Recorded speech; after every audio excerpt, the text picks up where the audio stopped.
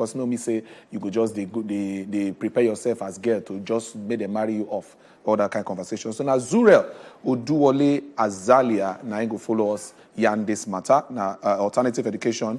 Now another way the girl child still fit learn without going to the four walls of the school. And as Chukudi talk, not be until when you don't enter the four walls, now they learn something. So this now alternative education for the girl child. This is an initiative where as Zuriel Oduwole, will be Nigerian American Girl Child Educator, Advocate, and Filmmaker, been they work on for the past 5 years. She even shared her project for one Obunge Summit for Doha recently, where they call the Biannual Qatar Foundation Global, now WISE Summit for December 2021. This now initiative, even carry and come Lagos on March 2020. Come follow the governor of Lagos State, yarn about introducing filmmaking into classrooms across the state as part of her own alternative educational idea. Zuriel already they teach filmmaking class on her own across for Ghana, Namibia, Cote d'Ivoire, and other for North America also. For Mexico. She be also visit plenty presidents, but her visit to Mozambique don't make her talk with the Mozambique president, where her voice helped end girl marriage after more than 100 years of practice. Now, what did they do for the girl marriage? Over 100 years of practice. Make we see, like say we get small video where we go play. But for the past 8 years, Zuriel and her sister been they manage an annual award they represent to first ladies and gender ministers of African continents. They would share the history of the award for this 90 seconds video. And they will talk about them a little more to see as the matter take be. Make we play the video, make we see as it happen.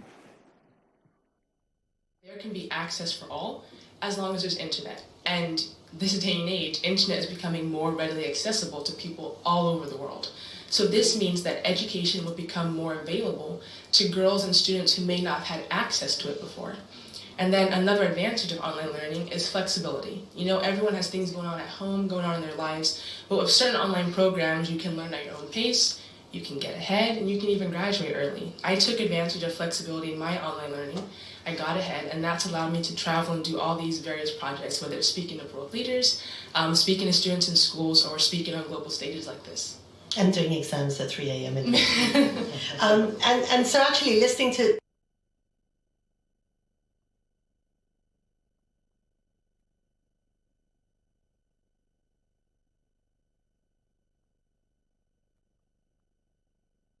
All right, so today, our guest today with us inside studio, Zuriel Oduwole Azalia Nashigo. They here, and I don't hear what she talk on top of that video where they and we don't talk and say this is a person where they go around to make sure say things they happen for there, so they go be able to to yarn with to stop this whole girl-child marriage, early children marriage, and things like that, and create alternative education for the girl child. She did here with us. Good morning. Good morning. Thank you so much for having me. I'm so glad to be here. It's great. It's great to have you. Seeing the kind of thing you want to do. How did you look at me? I look at you're admiring the fact that someone... Especially, I look at young age, yes. What make her mind even enter here. So, in a country where we say we get so many children where they drop out of school already, out of school children, what do you make it can't enter your mind to come say, apart from normal education, make her teach children, especially girl children, alternative education? That's a good question. Okay, so with alternative education, I think I should start from the beginning. When I started my education advocacy work when I was 10, I was mostly traveling to various African countries, and I was doing 3 things. I was either speaking to students in school about the importance of staying in school. I was talking to parents about why it's so important to let their children, but especially their girls, go to school. And I was also speaking to world leaders, so the presidents and prime ministers of the different countries, about making policy so it's easier for the children in their countries to go to school and get education. That's what I've majorly been doing from the age of 10 until now. But recently, I realized that it's not enough to just tell kids to go to school, or like say we have to send kids to school, because there's some parts of the world and some communities where that's not an option. They don't have a classroom, they don't have a school. And so when you look at all the numbers that you hear every single year, like from UNESCO and from UNICEF about X amount of 100 million children out of school worldwide, those numbers hardly get changed. And part of that is because there's that part of the population that doesn't even have access to school. And so those numbers remain unchanged. So I thought to myself, there are more ways to schooling than just going into a physical classroom and learning math, learning history, learning science. And so that's how I came up with alternative education. The whole point of alternative education is to give these youth, especially girls, skills that they can use to empower themselves, to get employment, and also give back to their communities. So when I was at the Qatar Foundation's annual or biannual WISE Summit Education Conference, I was talking about alternative education. Now, I'm a filmmaker, so one of the things that I do of alternative education is I started a basic filmmaking workshop where I teach basic filmmaking skills to students and youth and unemployed youth as well. And the whole point is to just give them this tool and give them a skill that they can use to empower themselves and also to give back to their communities. So this filmmaking workshop, we started it in Namibia back in 2016. So I was 13 at the time. I just taught them very basic skills, like editing, how to manage a camera, and things like that. And then 9 months after that first filmmaking workshop, one of the girls actually went out, she borrowed a camera from somebody, and she made her own documentary, and she got to shop it around to different news networks. And that just showed the power of alternative education. Most of these kids didn't finish school, and most of them were unemployed, but by giving them such a skill as filmmaking, they were able to use that to empower themselves. And so that's why I came up with alternative education, because I truly believe if we start to focus on this aspect of education, then this like 250 somewhat million children out of school worldwide, we can begin to start seeing a decrease in that number. It's all about how we measure it. So instead of measuring how many kids are in school, measure how many kids are educated. And so that's basically what it's all about. Great stuff. Makes sense. I know it's a question for your mouth. For my mouth too. I have a lot to ask. I'm looking at the conversation here. You're looking at helping end the girl-child marriage, because that's one very major thing that happens in this part of the world. Many parts, but yeah, very, especially very, here. yeah. So why did you decide to also focus on that as well? Looking at not just the empowering the girls, with the knowledge of filmmaking. Why is it that, okay, the girl-child marriage, let's end that? I think because in all the various travels I've done, so my education advocacy work, I've been now to 19 countries, of course here in Nigeria, but also countries like Namibia, Ethiopia, Kenya, Malawi. And what I see is that there's different reasons why girls aren't going to school and getting an education. There's social reasons, so sometimes societies like girls shouldn't go to school and get an education. There's economic reasons. Maybe sometimes the parents don't have enough resources, which happens a lot. Absolutely. The boys go to school and the girls stay at home. And then another major issue as well is early marriage, like girl marriage. And what I've learned is that, and this is just so sad, but girls as young as 10 and 9, they'll get married off at a young age. And because they're married off, they're pulled out of school. And so there goes their education. In a sense, unfortunately, there goes their future as well. And so with my education advocacy work, it's just looking at ways to try and help this issue of out-of-school children, especially out-of-school girls. So with girl marriage, that's a major barrier to allowing them to go to school. And so when you mentioned ending child marriage, it was a project that I did in Mozambique back in 2018. I went to meet President Felipe Nyusi in Maputo. And basically, just two basic things. I was going there to first show myself as an example of what an educated girl can do if she's allowed to go to school and supported by her community. And then also as well, I wanted to talk about the importance of allowing the girls to go to school and how allowing them to get married young prevents them from getting that education and going to school. And that's basically what I do whenever I speak to world leaders. It's showing myself as an example. Because what I've learned is that sometimes there's this thing called serious agenda disconnect. And what I mean by that is, I'm sure you can agree, over the past few decades, whenever you hear of the issue of girls' education, the majority of the people advocating it and pushing it have been adults, have been adult women in their 30s, in their 40s, sometimes even 50s. And on such a global stage where the majority of these different global areas and global regions are controlled by men in power, when they look and see women 30s and 40s, it doesn't always click, because they're like, okay, you're talking about girls, but you're not a girl. So what does it have to do with you? And so that's what I do. As a girl, I go around and I show myself as an example. So in Mozambique, when I was wrapping up the meeting with the president, I asked him a very simple question. I said, do you not want all the girls in your country to do even better things than I'm doing? And how do you say no to that? And I said, you have to let them go to school. You have to let them get educated and don't let them get married young. So we met in 2018 and then June 2019, so I think about 16 months later, with the help of many other voices, Mozambique formally outlawed girl marriage after decades and decades of practice, which is just an amazing thing for the girls in that country. And that's where it all comes back to education. If I wasn't allowed to go to school and get that education, then all these different projects I'm doing, whether it's alternative education with filmmaking, or whether it's like speaking on behalf of girls in countries about the importance of not letting them get married off at young ages, that becomes a lot harder to do, and it becomes a lot more impossible to do. And then going back on my thing of alternative education as well with filmmaking, there's many ways. You can teach them entrepreneurship, teach them coding. For me, it's filmmaking because I'm a filmmaker. It's even an initiative that I shared with Lagos State Governor back in February of 2020, I believe, and basically just talking about ways to implement such alternative education curriculum in Lagos schools. In because, the schools. yeah, honestly, whether kids are in school or not, there's always a skill that they can learn. True. And there's always something that they can do to help give them skills to better their future and better their understanding of things as well. So it's something I've been talking about for a while. I've also showcased part of it back in the US. I went to a school called Ron Clark Academy in Atlanta, Georgia. It's an amazing school. You guys should fly out there just to visit this school. It's an amazing school.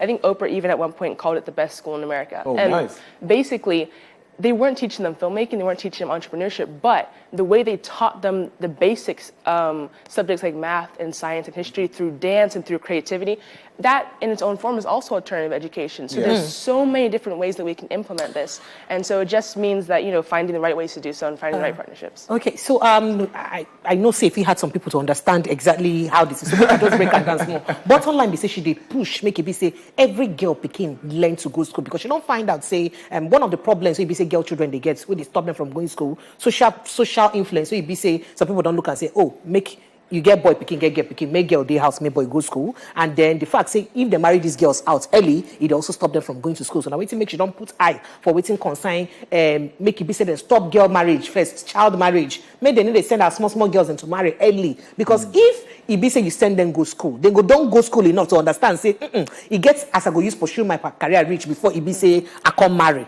and all that. And you can't find that say apart from filmmaking where you be say you teach them, the either other entrepreneurial skills we also fit teach them and all that. Now one of the major problems too where they for education matter, especially girl education, some feel be religious factors. What's be the challenges where you don't face for different parts of Africa concerning religion and no go to school? Because some people will talk say, oh, my tradition or my religion talk say make girls no show themselves too much, but then they where they. So what's be the challenge you don't face from the different visits where you don't visit Africa now concerning this matter?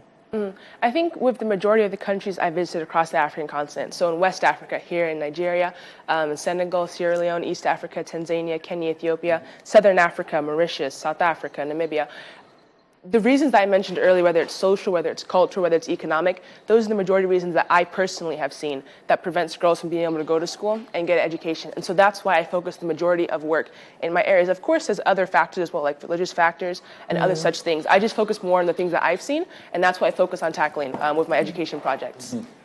Okay, so looking at the works you've done so far, I know that you put in a lot of work doing this. And I've been listening to what you're saying, and I'm thinking about this is a huge project for you. So how has it been with partnership? Because we know that you need funds to go around to make this happen. Do you have like people who you were partnering with to make this happen every time you go around, or you just do it on your own? That's a good question. I mean, a lot of people, they forget I'm just a student still. I'm still just a kid. So when it comes to budget, it's like, no. No, I've been so blessed and so thankful. We've had a lot of sponsors and partnerships throughout the years who have helped with flights, with hotels, with ground transportation, who have helped make all these different education endeavors and initiatives that my foundation does possible. And so I'm very thankful to all of them for the help that they've given me. And in all honesty, like, I'm a very prayerful person. And so partnerships and opportunities like that, I feel blessed because that's what helps allow me, my sister, to continue doing the various projects that we do here on the continent for girls' education, for ending child marriage, and all the alternative education initiatives. Now, you just made mention of your sister, but before we follow your sister talk, we get one. She's here. She's going to also tell us about this whole journey so far. Maybe we just take a look at one very short clip for now. We're going to understand things really happen for you. Check them out. Started 8 years ago, in April 2014, to recognize the measurable works of First Ladies and gender ministers on the African continent. As most of you know, girls' education and gender development are major challenges in the world today. Our annual award, while recognizing recipients, has been shown to encourage other First Ladies and gender ministers to do a lot more in the areas of girls' education and gender development. Here's our story.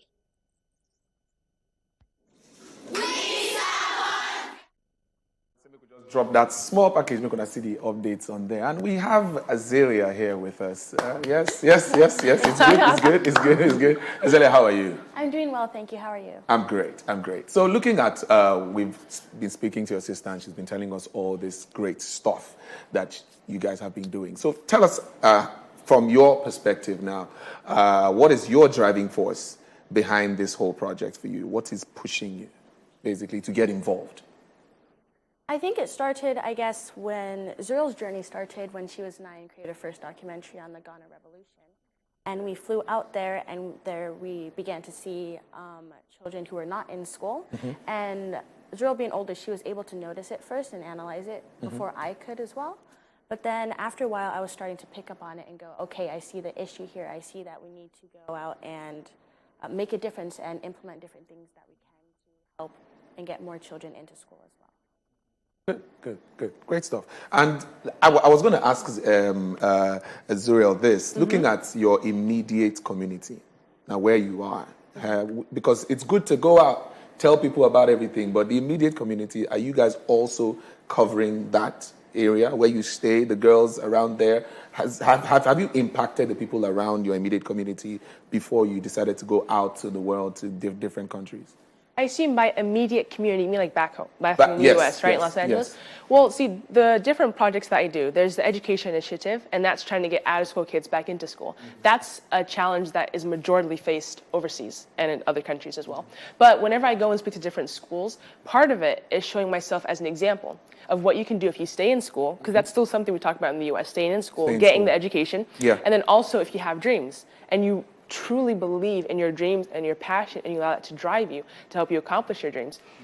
So I mentioned the Ron Clark Academy in Atlanta, Georgia. That's one of the schools I've spoken to in the U.S.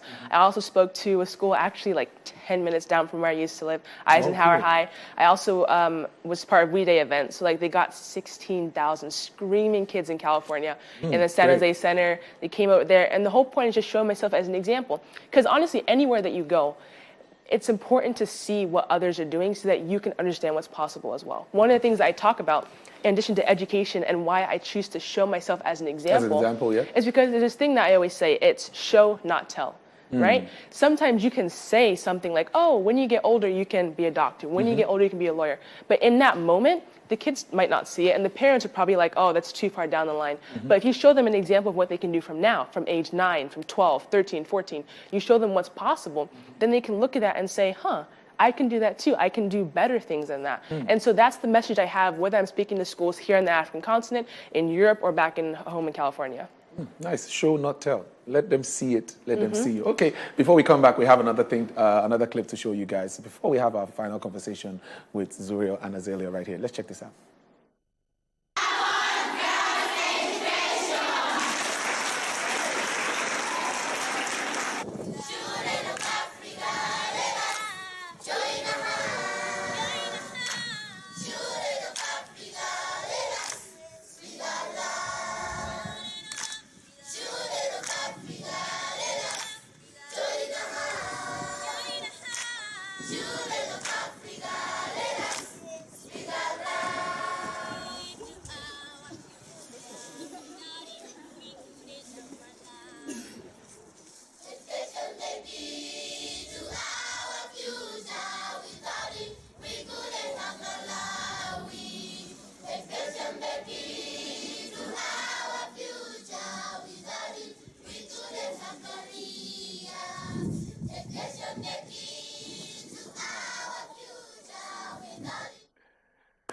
All right, we just said we could show her that one because they talk about different countries where she don't visit to make sure say they push this agenda. And yes, we have to show clips of where she's been. You can see from there different conversations with world leaders as you see for there. So great stuff.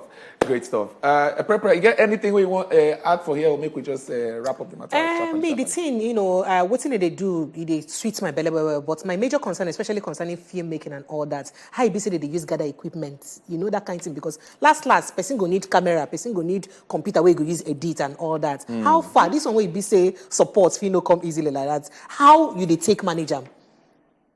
That's another good question. I think she can talk about it as well, because we've both done this filmmaking workshop together. I started in Namibia, but then she's been on, like, I think you were in the one in Senegal, the one that we had in Ghana, and so we've had a lot of fun together doing these filmmaking workshops.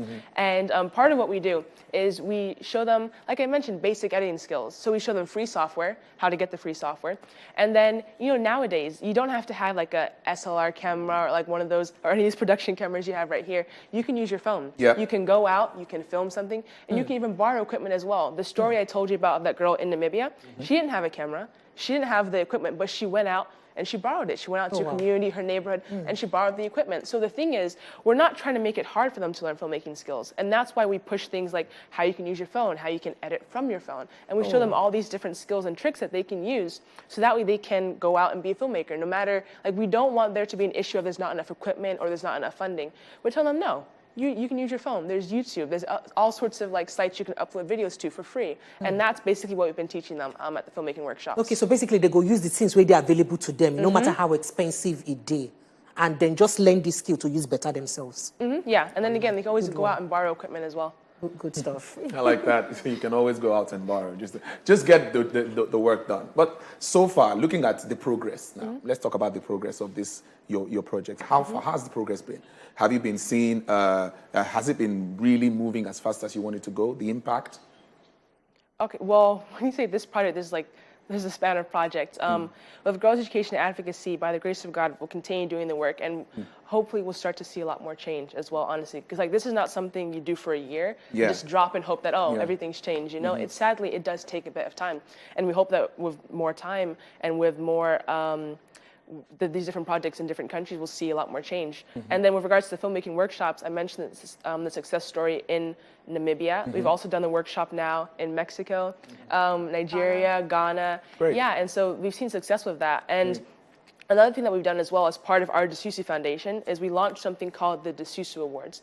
And basically what we do is we realize that in the work that I've done with presidents and prime ministers about policies, they're not the only ones who can make a difference and who can create change. There's also first ladies, and there's also gender ministers of different countries as well, who have a lot of influence and who also have a role to play. So this Dasusu Awards was started 8 years ago? I think eight years ago. 2014. So yeah, 8 years ago. And basically we recognize the measurable works of a first lady on the African continent and of a gender minister doing a lot in the areas of girls' education and also gender development. And that's actually one of the reasons why we're here in Nigeria this time. Your humanitarian minister has actually won the 2021 Dasusu Award for gender minister doing a lot in the areas of gender development and girls' education in her country, which is Nigeria. So we've seen a lot of success with the program, and we look forward to many more years. Great stuff. Great stuff. Okay, so just before we go, just in case people want to, have like collaborations or partnership with you, how can they reach out to you? Is it your website, or so what's the website so they can go on there to check it out? Yeah, of course. So our website, our foundation's website is dususu.org. So it's DUSUSU.org. And then for me personally as well, they can follow our social medias. It's just our first name and our last name. So Zuriel is ZURIEL Oduwole. And then Azalea, do you want to spell your name? Sure. AZALIAH. Oduwole as well. So Oduwole as well. All right, great stuff. Great. It was good to have you guys here. Thank you so much. It's been a lot of fun. It was amazing. It was so amazing. Ladies, at least we've seen what girls they do. As she said, she made a very, very important conversation earlier. Say, around the world, you will see people who represent the girls as older people, but this time, the younger generation don't decide to take over. And yes, please, this is good, very necessary. Make we show support. Last. All right, we'll go move on to some other things. Alexis Gallery been do reopening, and we did here to check them out as well. So we'll just bring on this small clip of what's happened for there. When we come back, after still plenty for hand. Don't go anywhere. And the Good Morning Nigeria show with this. Will they come?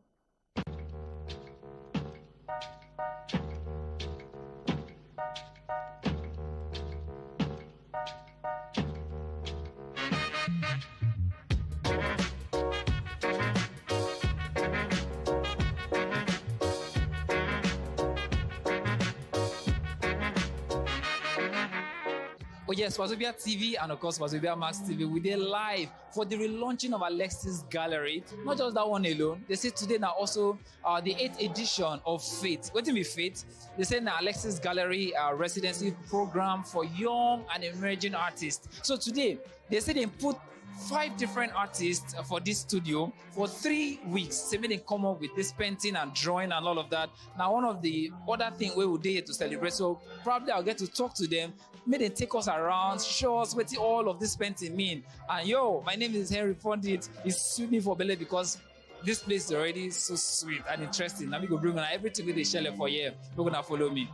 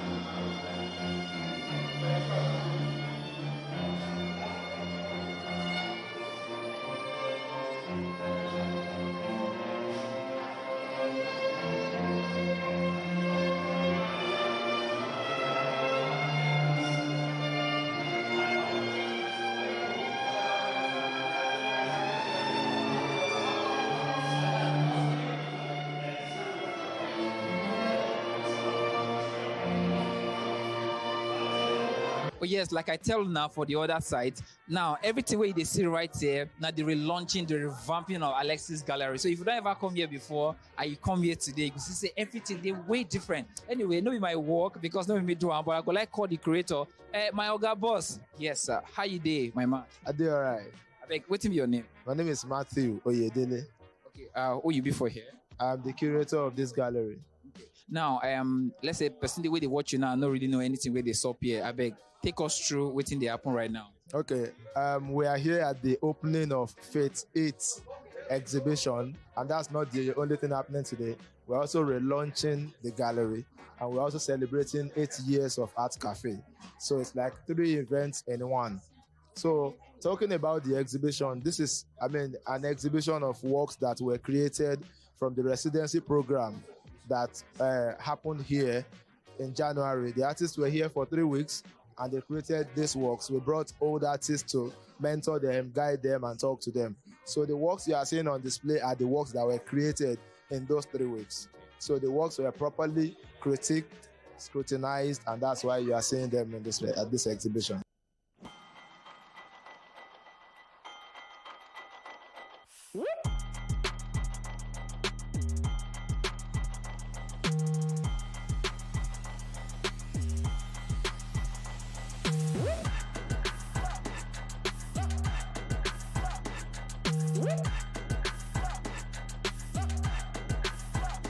Okay, sir, I feel really pleasure to see you here, walking around, checking out what's going on. So what do you make of this whole revamping, sir? Well, frankly speaking, I'm impressed from Nigerian artists because all what you see here are Nigerian artists, and it is a big thing for everyone.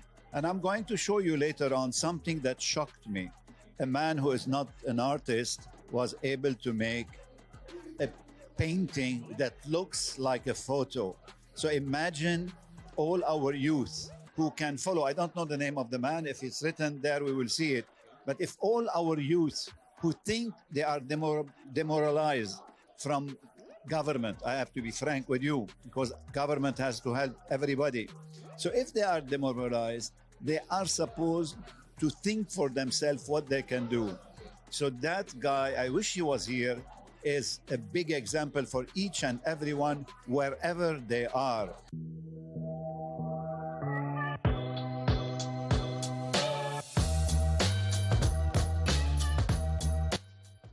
Look at this photo. Zoom on it, please. Look how beautiful it is. This guy who shot this photo is an illiterate.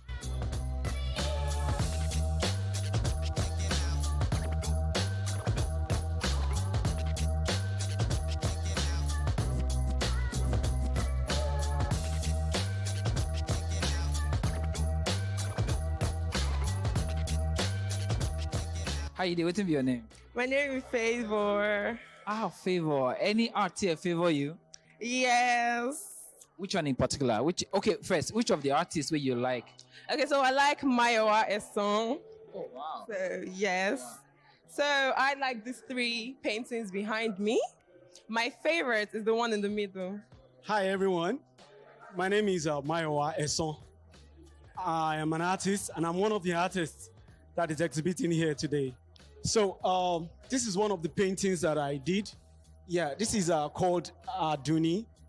I want to say this especially is done by a medium called acrylic and oil. And it took me almost 5 days to complete this wonderful piece. Now, the inspiration behind this piece is basically when I was growing up as a child, because I came up from a polygamous home. So I realized that women are not really given much respect as they ought to, because, you know, they're being treated in a way that is not too good, inhuman.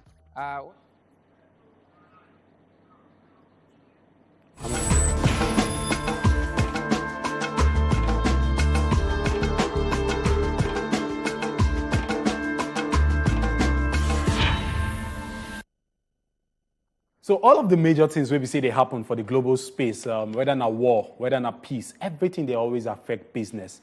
And one of the major things we say they happen right now the fight between Russia and Ukraine. And this whole thing, this whole kata here and there, it affects the global market, it affects the stock market. And some of all these things, now why they always talk and say war, sometimes they're very, very expensive as regards the business aspect, as regards the economic aspect of the global space. My name is Nafagwa Frank, and we bring you some of these top business stories around the globe. And the number one business story we get for here, we say the oil price, it don't even hit $100 per barrel. In a long time, we've been clamoring for the oil price to increase, but right now, it don't enter $100 per barrel. Remember our oil benchmark for the 2022 budget, we use nothing less than $52 per barrel. Right now, it don't exceed that one. But now, why are they always come out talk? Say, I just pray make government understand the fact, say, as it don't pass our benchmark, may they make sure, say, the excess we say we get, make it they enter the excess crude account for rainy days. Now, one thing we say government supposed to when the bank is smiling. We'll go other stories we say we get for here from the tables of the aviation sector. Airlines don't increase the price of tickets for different airlines. They don't increase. They don't increase by 100%, if you ask me. And a lot of transporters, a lot of people, passengers right now, they don't cry, talk, say, boy, what thing exactly they happen? Why exactly is the fare of air tickets increasing by the day? And some of all the stakeholders and regulators really around that industry come out, talk, say, one of the major reasons why the prices why ticket prices increase by 100%, and I say, they get one fuel, where we say that they use, they call it jet A fuel, it just say you don't increase. As you get fuel scarcity for on top road, also, they don't also get, the price also don't increase as regards jet A fuel. And you know, say, if person will say they fly in aircraft, whether in a commercial or private, or if price of fuel don't increase, definitely it will also affect the ticket fare. So now one of the major things we say that happen for that industry, but people, regulators don't come out and say they go see one or two things do regarding all those increase hike in ticket fare. Jamaica also don't talk, say they don't come out, they don't talk, say they don't, they won't try toe the path of Nigeria as regards releasing their own CBDC. Now, when I come out talk, say CBDC is a central bank digital currency. Also, they want to digitalize their own currency for Jamaica. Nigeria don't do their own. Remember, I come out, can't tell you, say if you download your e-Naira wallet, that's the same thing we say Jamaica won't do. And right now, we don't transcend, enter the digital space. Now we'll go straight into our business takeaway segment. And this business takeaway segment, what we get for here, we get man, we see understand a lot about the business space, a business lawyer. And if you reason the matter, you're going to say there is always a business about the business you're running.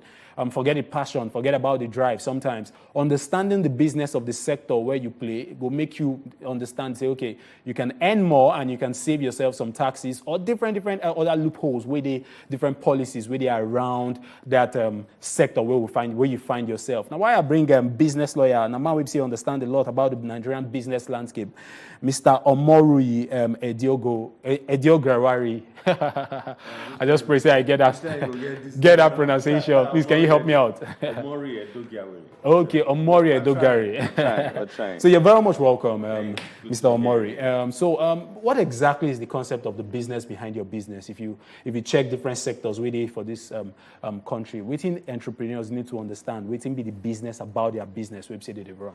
Okay, so here's the thing. Yeah. Most entrepreneurs are very passionate. Okay. They're very passionate about their business. They understand them. They know, so they make clothes or they print stuff or you be graphic artist or they design you already know it very well. That's right. But a lot of them don't understand, say, passion and your skill, they're different from the act of running the business itself. So there is a business behind running your business, which has to do with various factors. Your legal structure, your business name. We've discussed business name here before, choosing a name for your business. Yeah. Issues like partnership. What is the legal regime or what is the legal rule that regulates the business environment you want to play in? Issues like intellectual property management. Issues like marketing. Things even as basic as your personality reflects a lot on how to run your business. So you may know the business, you may have it all laid out. Yeah. But do you understand the art? I call it an art, the art of running that business. Okay, so what exactly is the art that entrepreneurs need to understand? In just few steps, what exactly? So here's the thing. Yeah. So here's the thing. Statistics show that a large percentage, over 60% of entrepreneurs fail in the first 3 to 5 years. Not true. And that is not because they don't have good products, but because they are not able to structure their business in a way that is sustainable. So they make issues with things like structure. They make mistakes with things like intellectual property management. So imagine you have a good product, but you go and register the wrong form of business. Go get the wrong form of business registration for that business. Yeah. Automatically, you're setting up yourself to fail. Imagine you have a brand business or a product business and you do not trademark it. Automatically, you are putting yourself out there to be exploited. But sometimes I'm not going to really blame the Nigerian entrepreneurs because they always look at from a perspective of, okay, I have a brand name, I have a trade identity that I want to trademark. I want to make sure I get my patency right as regards that brand name. They don't discover, say, sometimes to even hire a lawyer to help them to tow this part or more.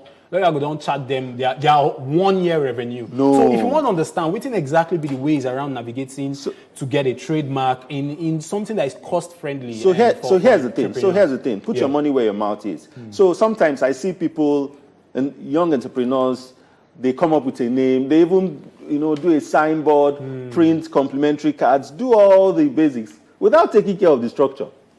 You are not registered. You're not trademarked. So imagine, I don't give you this example before. Yeah. Imagine, say, Wazobia FM goes public.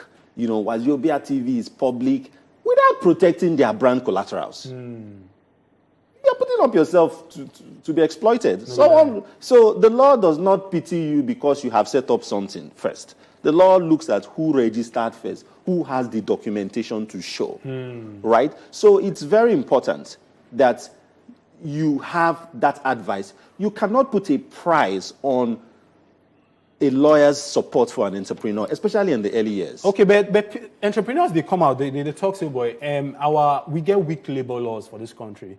Looking at our labor laws as regards corporation and all that. The other day, I work out for street now, so I see Cristiano Ronaldo for banner, they sell fish.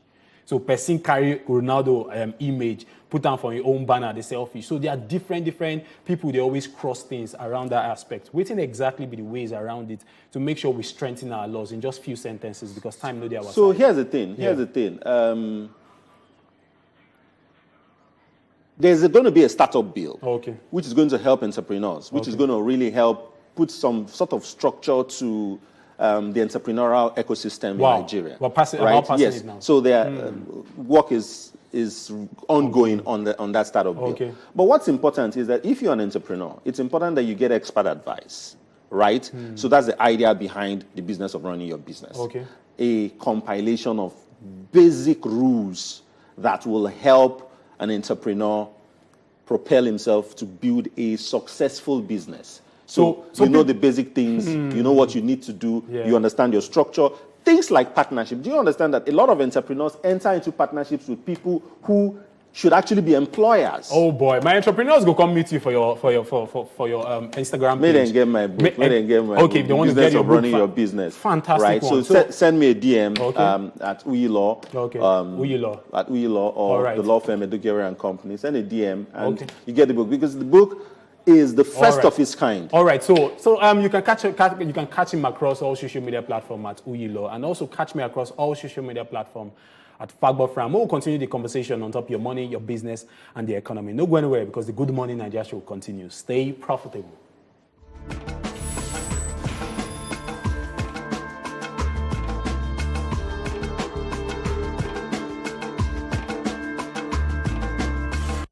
Are you there? I want you from today now. Are you with me now? To be waking up in the right way.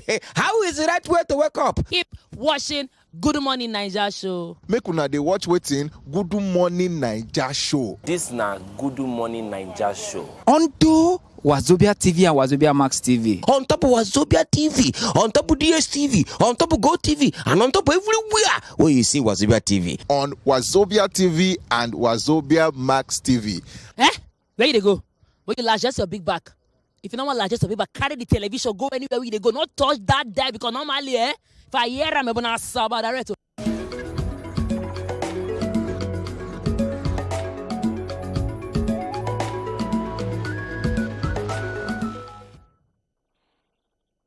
All right.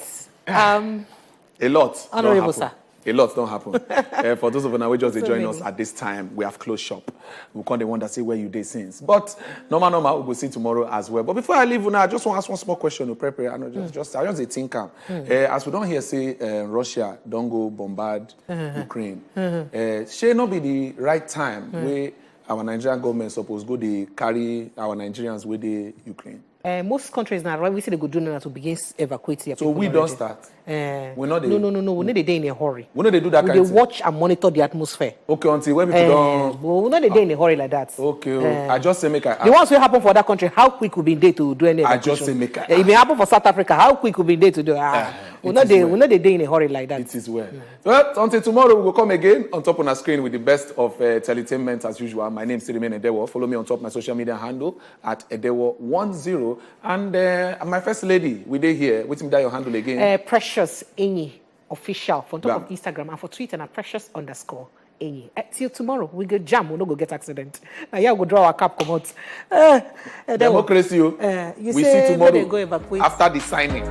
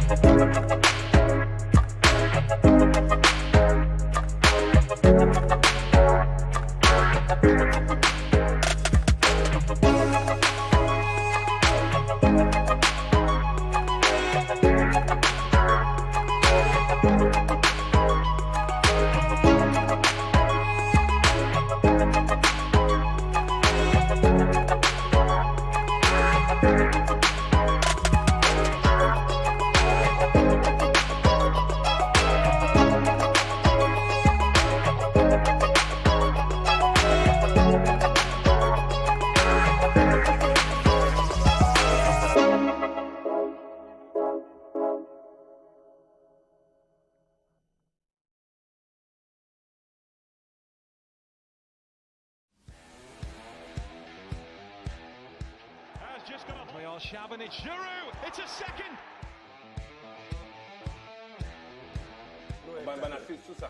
Sweet ball. Nice back. That one don't enter. Actually preparing my macaroni megamendus. Hey! Kasesa's in and scores.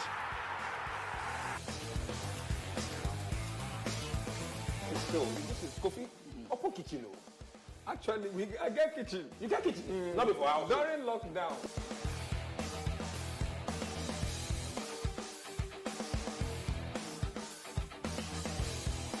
I just opted